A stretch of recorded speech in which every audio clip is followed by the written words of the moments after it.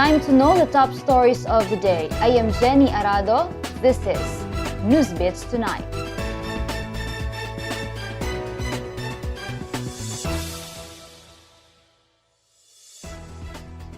The total number of dengue cases in Davao City as of October 2019 is higher compared to the dengue cases same period last year. Cristina Alivio has the story. For the first 10 months of 2019, dengue cases in Davao City had already reached 2,481 according to the City Health Office. This is higher than the recorded dengue cases in the same period of 2018 at 1,609. It even exceeded the total number of dengue cases for the entire 2018 at 1,820. The City Health Office identified Talomo North, Toril, Agdao, Talomo Central, and Buhangin as the dengue hotspots in the city. CHO Technical Division Chief Julinda Acosta said the increasing number of cases was expected especially from August to November due to the rainy season.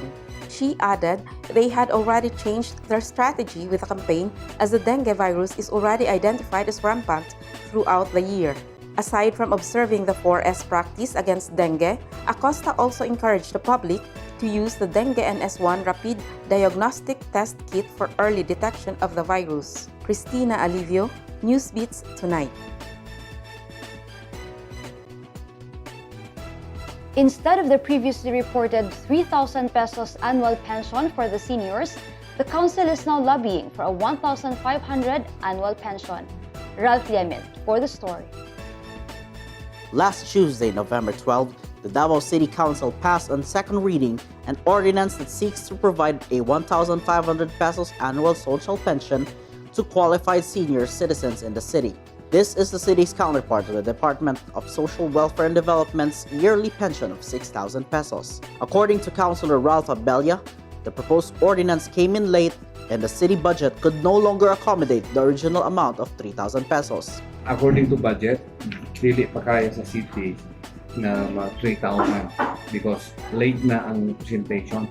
So isulod din siya sa SB1 next year, priority. Okay, kanina siya na ordinance na to subject to review mo na every 2 years.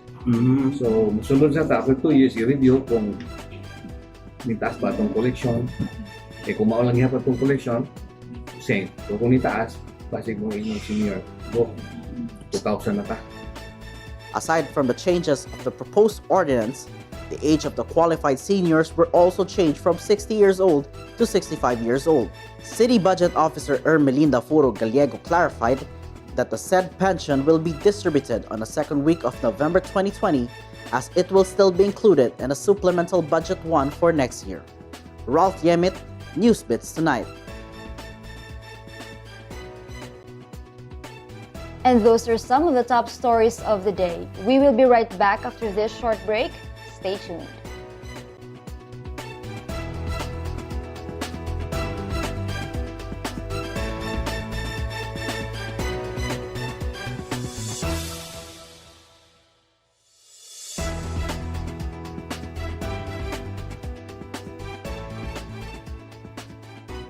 You're still watching Weekly News Bits. In business news, Tokyo-based All Nippon Airways will be studying a Davao-Japan direct link.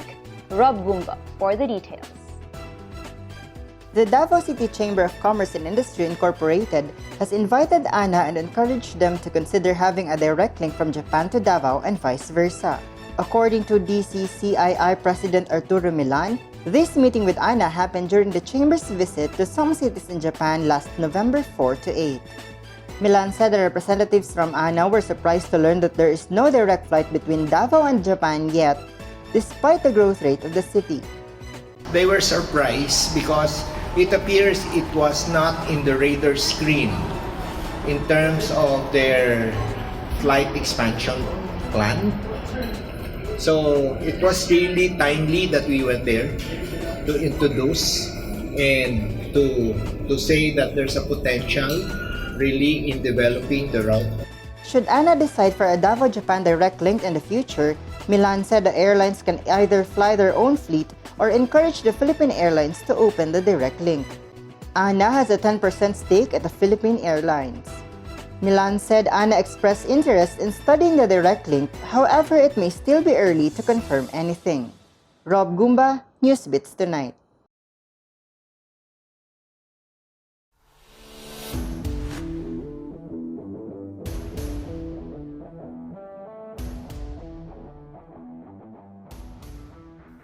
Athletes dedicate their championship to their families, but the case is different now for Spartan East Asia champion Elias Tabak after learning of his daughter's sudden death.